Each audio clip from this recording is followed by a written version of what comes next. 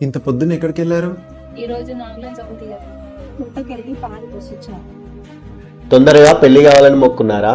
కాదు, అందరూ బాగుండాలని మొక్కుతున్నాను. మిమ్మల్ని రమ్మంటే రాలేదు కదా. అయినా మనకి దేవుళ్ళ మీద పూజల మీద పెద్ద నమ్మకాలు లేవులే. అందుకే లైఫ్లో మీరు డెవలప్ కాలేదు ఇంకా.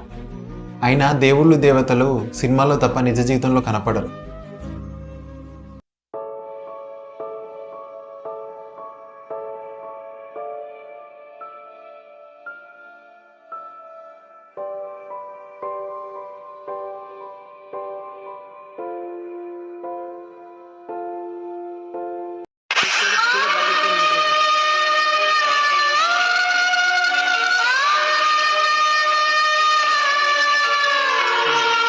లోపల ఏం చేస్తున్నారా?